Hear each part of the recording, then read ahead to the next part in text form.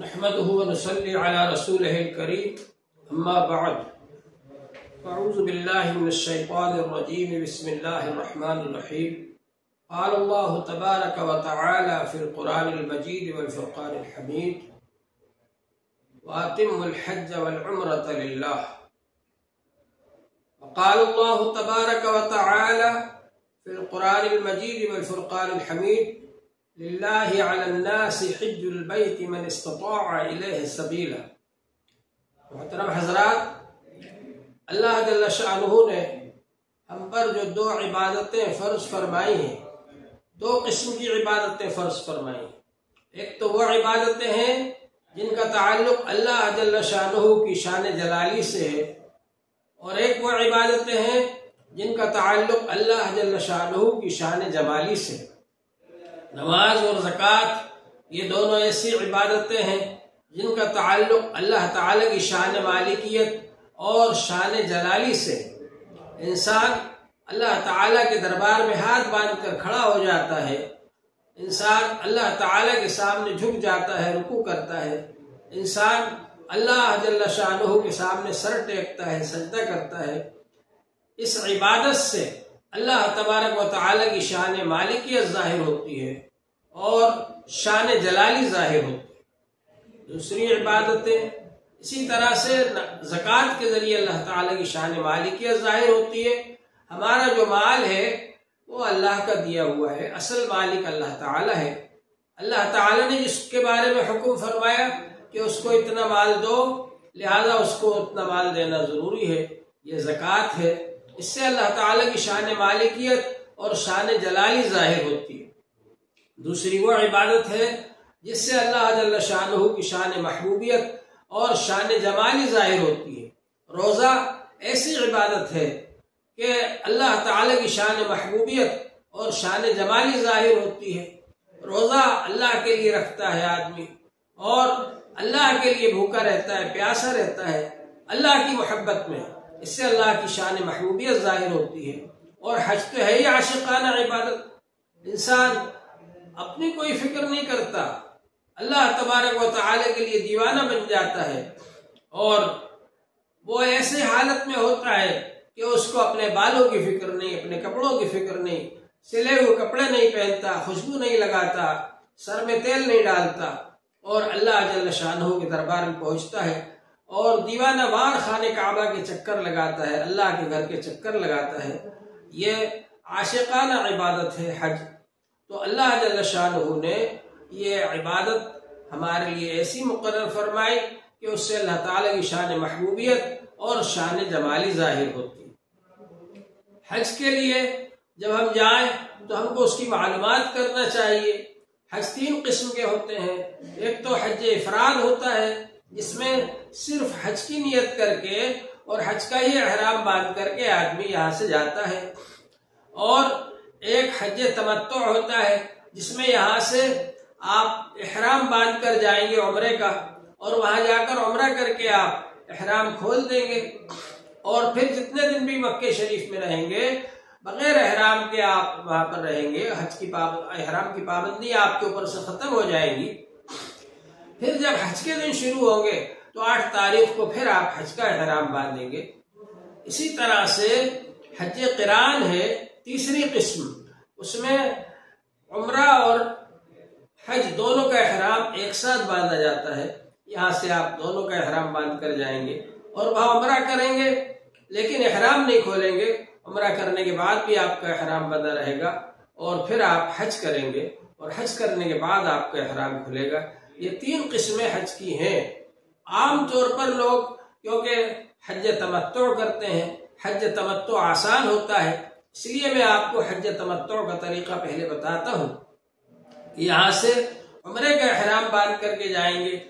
آپ جب عمرے کا احرام باندھ رہے ہیں تو بہتر یہ کہ غسل کر لیں اور ایک تہبند باندھ لیں آپ، اور ایک اوپر سے چادر اوڑھ لیں اور 2 رکعت نماز ادا کریں. 2 رکعت نماز ادا کرنے کے بعد آپ تلبیہ پڑھیں، نیت کریں اللہم انی ارید العمرۃ فیسرھا لی وتقبلھا منی. اے اللہ تعالی، میں نے عمرے کی نیت کی ہے، آپ اس کو قبول فرما لیجئے. اس کو میرے لیے آسان فرما دیجیے اور اس کو قبول فرما لیجیے۔ یہ آپ کی عمرے کی نیت ہو گئی۔ اور آپ تلبیہ پڑھیے، لبیک اللہم لبیک لبیک لا شریک لک لبیک ان الحمد والنعمت لک والملک لا شریک لک۔ یہ آپ کا احرام بن گیا۔ اب جو چیزیں احرام میں منع ہے ان سے پرہیز کرنا ضروری ہے۔ اب جب آپ پہنچیں گے مکہ شریف پہنچ کر کے حرم شریف میں آپ جائیں گے اور طواف کریں گے۔ آپ حجر اسود جو اللہ تعالیٰ کا جنت سے بھیجا ہوا پتھر ہے، جو حجر اسود کو چھونا اور اس کو چومنا یہ عبادت ہے۔ جب آپ وہاں پر جائیں گے تو استلام کریں گے۔ اچھا یہ ہے کہ آپ حجر اسود کے پاس جائیں اور اس کو چوم لیں، بوسہ لیں اس کا۔ اور اگر وہاں تک نہیں پہنچ سکتے تو زمین پر جو اس کے سیدھ میں لکیر پڑی ہوئی ہے اور سامنے ہری لائٹ لگی ہوئی ہے، یہ اس بات کی نشانی ہے کہ آپ بالکل اس کے سیدھ میں کھڑے ہوئے ہیں، لہٰذا آپ وہیں سے دونوں ہاتھوں کو اس طرح سے حجر اسود کی طرف کریں اور پھر دونوں ہاتھوں کو چوم لیں، استلام ہو جائے گا۔ اور استلام کرنے کے بعد اب آپ وہاں سے طواف شروع کر دیجئے اور وہیں پر آ کر آپ کا طواف ختم ہوگا۔ اس طرح سے طواف کا چکر وہیں سے شروع ہوگا وہیں ختم ہوگا۔ اس طرح سے 7 چکر آپ لگائیں گے تو ایک طواف ہو جائے گا۔ اس کے بعد آپ ایسی جگہ پر آئیے جہاں کے مقام ابراہیم بھی آپ کے سامنے ہو، خانہ کعبہ بھی آپ کے سامنے ہو، اور وہاں آپ 2 رکعت نماز واجب طواف پڑھیں تو وہ زیادہ بہتر ہے۔ اور اگر وہاں جگہ نہ ملے تو جہاں جگہ ملے وہاں نماز ادا کر لیں اور اس کے بعد پھر سعی کر لیں۔ سعی کا مطلب یہ ہے صفا سے مروہ تک 1 چکر ہوگا، مروہ سے صفا تک دوسرا چکر ہوگا، پھر صفا سے مروہ تک تیسرا چکر ہوگا۔ اس طرح سے 7 چکر آپ کو لگانا ہے۔ یہ سعی آپ کی ہو جائے گی۔ یہ عمرہ آپ کا پورا ہو گیا اور عمرہ کرنے کے بعد اب آپ بالوں کو کاٹ لیں گے، احرام کھل جائے گا۔ اب جتنے دن بھی آپ مکہ شریف میں رہیں گے حج سے پہلے تو آپ بغیر احرام کے وہاں پر رہ سکتے ہیں، اور پابندیاں احرام کی وہ آپ کے اوپر سے ختم ہو گئی۔ اب جب حج کے دن شروع ہوں گے تو 8 تاریخ کو پھر آپ احرام باندھیں گے اور پھر آپ نفلی طواف کر لیجیے آ کر کے، اور طواف کرنے کے بعد پھر اچھا یہ کہ آپ سعی بھی اسی وقت کر لیں، اور اس وقت طواف زیارت کے موقع پر بھیڑ زیادہ ہوتی ہے، تو اگر سعی کرنے کا موقع نہیں بھی ملا آپ کو تو یہ والی سعی آپ کے لیے کافی ہو جائے گی۔ تو بہرحال طواف کرنے کے بعد پھر مینا کے لیے روانہ ہو جائیں گے، مینا میں رکیں گے، اور پھر اس کے بعد 9 تاریخ کو میدان عرفات جائیں گے، اور میدان عرفات میں 9 تاریخ کو رکیں گے۔ میدان عرفات میں زوال سے لے کر کے تو غروب آفتاب تک وہاں پر رکنا فرض کے درجے میں ہے۔ احرام باندھنا فرض ہے، میدان عرفات میں رکنا فرض ہے، اور طواف زیارت فرض ہے۔ یہ 3 چیزیں فرض کے درجے میں ہیں۔ اگر ان میں سے ایک بھی چیز نہیں ہوئی تو حج نہیں ہوگا۔ اس لیے میدان عرفات میں آپ کو پہنچنا ہے اور وہاں اللہ تعالیٰ سے دعا کرنا ہے، گڑ گڑانا ہے، رونا ہے اپنے لیے اور ساری دنیا کے لیے، خیر و عافیت کی، امن و امان کی، اور خیر و برکت کی، اور دین پر جمے رہنے اور استقامت کی دعا کرنا ہے۔ تو یہ میدان عرفات میں آپ جائیں گے، اور میدان عرفات میں اچھا یہ ہے کہ آپ مسجد نمرہ جا کر ظہر کی نماز ادا کریں، تو امام صاحب ظہر اور عصر ایک ساتھ پڑھائیں گے۔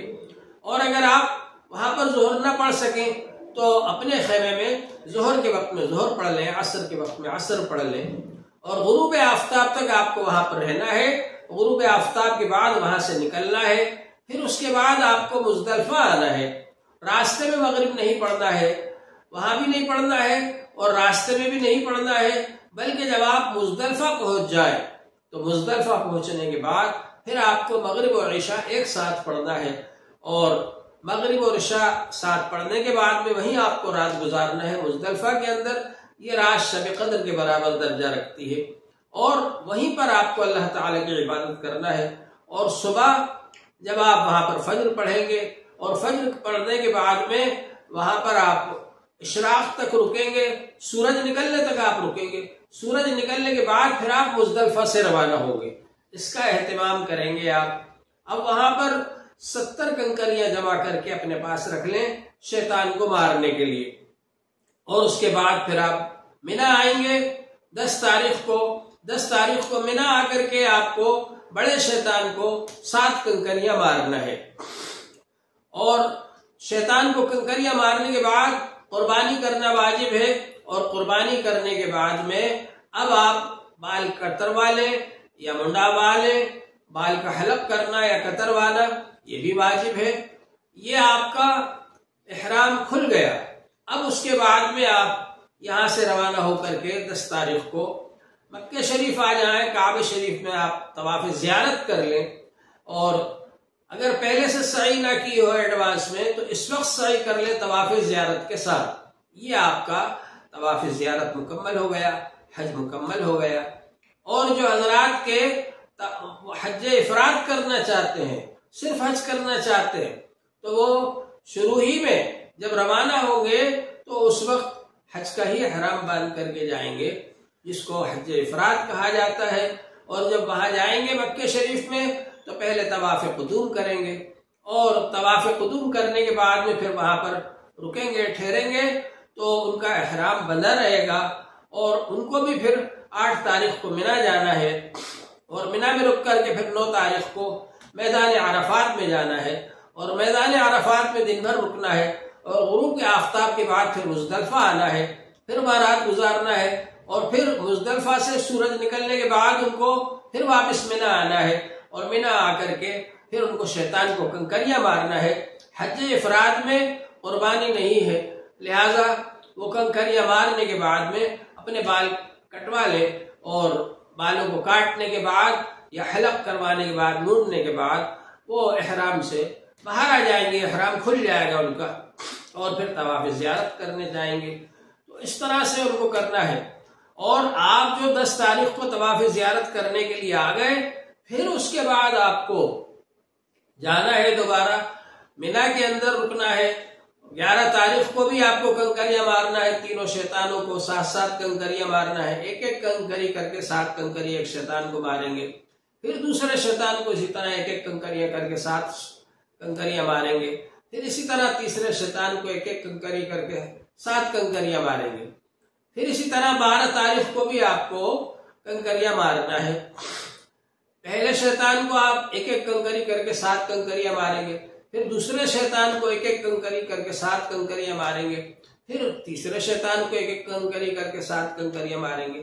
اگر طواف زیارت آپ نے 12 تاریخ کو ابھی تک نہیں کیا تو غروب سے پہلے تک کر لیں، اگر غروب کے بعد کریں گے تو پھر آپ کے اوپر دم لگ جائے گا۔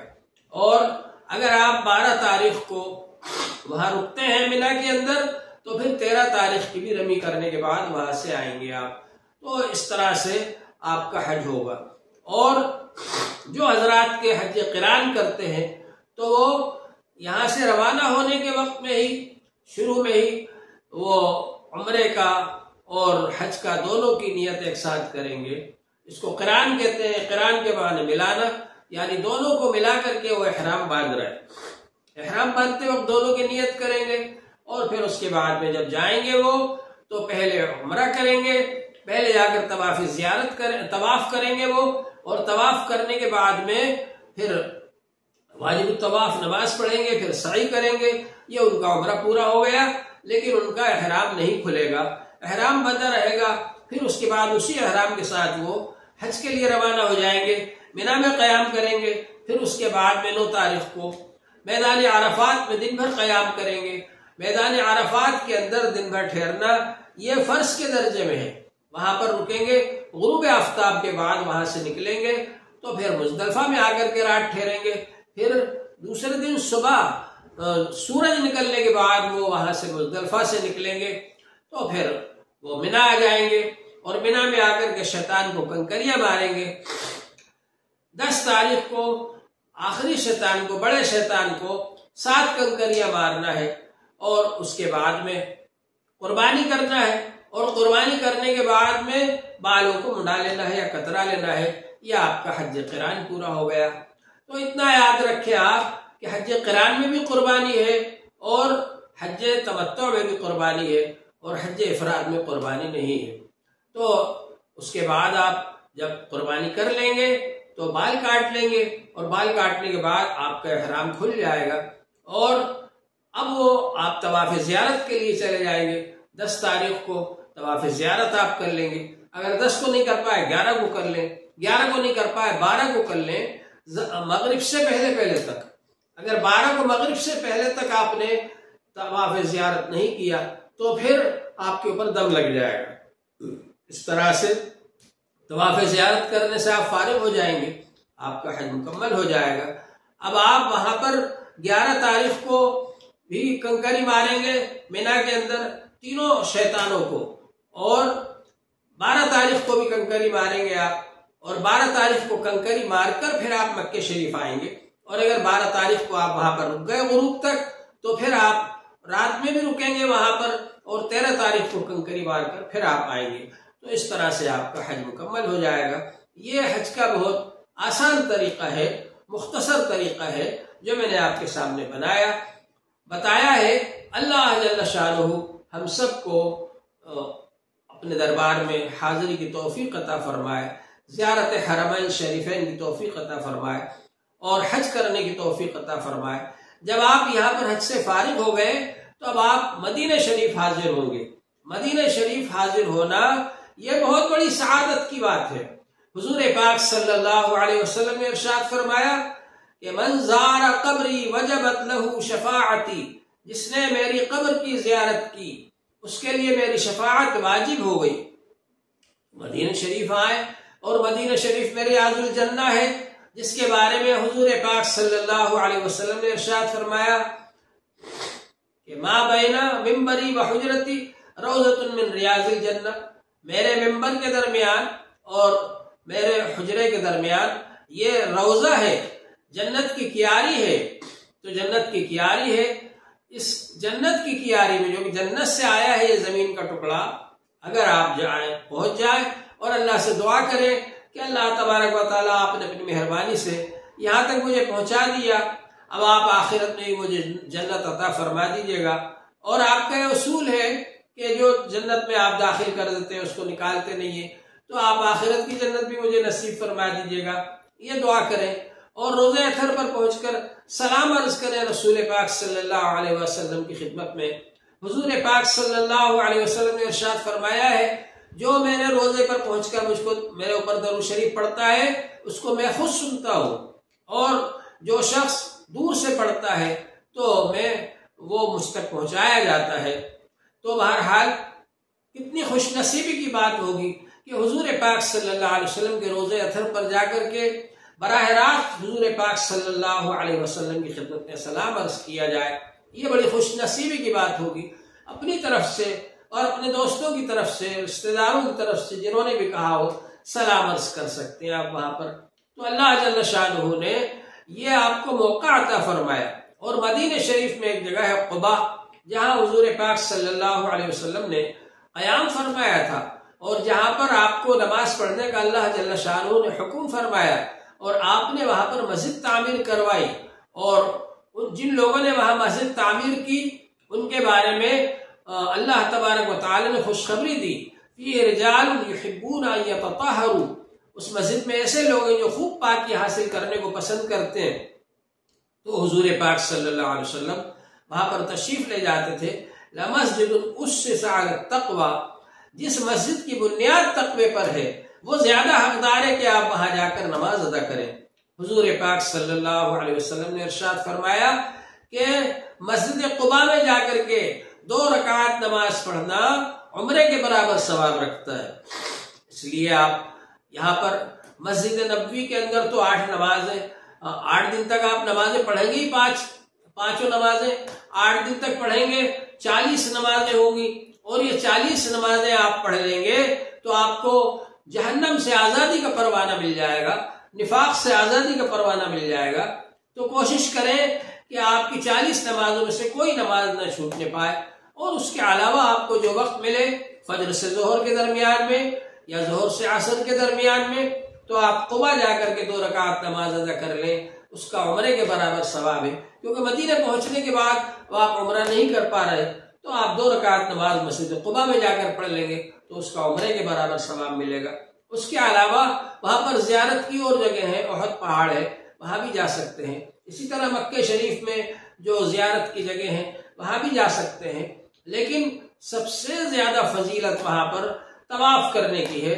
طواف جتنا زیادہ ہو سکے حرم شریف میں رہتے ہوئے، خانہ کعبہ میں رہتے ہوئے آپ جتنا زیادہ ہو سکے طواف کریں، اور دوسری عبادتوں کے مقابلے میں طواف کی زیادہ فضیلت ہے۔ اسی طرح مدینہ شریف میں پہنچنے کے بعد زیادہ بہتر یہ ہے کہ آپ حضور پاک صلی اللہ علیہ وسلم کے روضہ اطہر پر بار بار جا کر کے سلام عرض کر رہے ہیں، اور حضور پاک صلی اللہ علیہ وسلم نے جو فضیلت بیان فرمائی ہے ریاض الجنہ کی، وہاں آپ پہنچنے کی کوشش کریں اور وہاں جا کر اللہ جل شانہ سے دعا کریں۔ اللہ جل شانہ ہم سب کو عمل کی توفیق عطا فرمائے۔ وآخر دعوانا ان الحمد للہ رب العالمین۔